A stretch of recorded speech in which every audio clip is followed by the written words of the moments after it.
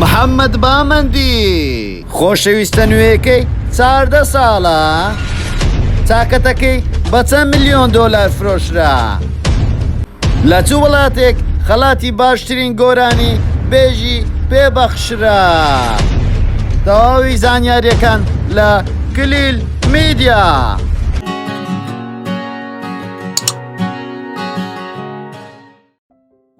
محەممەد بامەندی خەڵکی کوردستانە لە ساڵی 1975 لە کوردستان لەدایک بووە.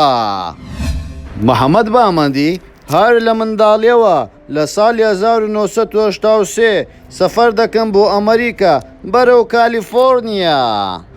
هەر لەوێش خوێندنی تەواو کردووە وە قوتابی مایکل جاکسۆن بووە.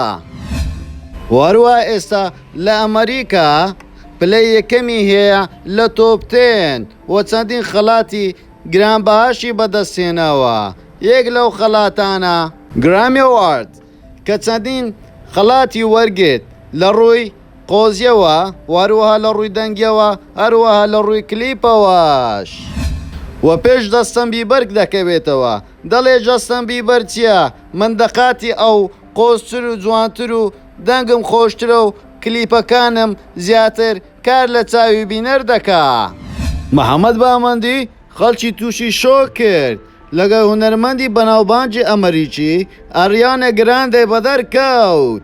هەموو خەڵک ویان دەزانی ئەم کچێ تەمەنی 14 ساڵە، بەڵام لە ڕاستیدا تەمەنی 22 ساڵە و ئێستاش خۆشەویستی محەممەد بامەندیە. لە سۆشیال میدیا و تەلەڤیزیۆنەکانەوە پرسیاری ئەوە دەکەن چۆن ئەرینات ناسی. منیش وەڵامیان دەدەمەوە شەوێک من و ئەرینا لە نایت کلاب بووین.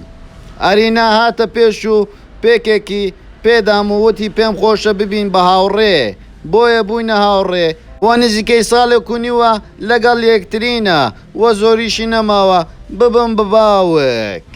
هەموو خەڵک دەپرسن ئەرینا ئاشقی چیت و بووە؟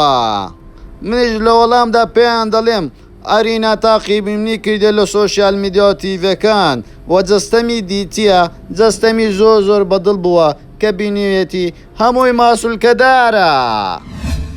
وە زۆر سوپاس بۆ سیرکردنی تەواوی ڤیدیۆیەکە و لایک و کۆمنت و شێرتان لەبیر نەچێ و هەروەها کەناڵی یوتیوبەکەشمان سەبسکرایب بکەن و زەنگۆڵەکەش دابگرن. هەموو کار لەگەڵتانین لە کلیل میدیا.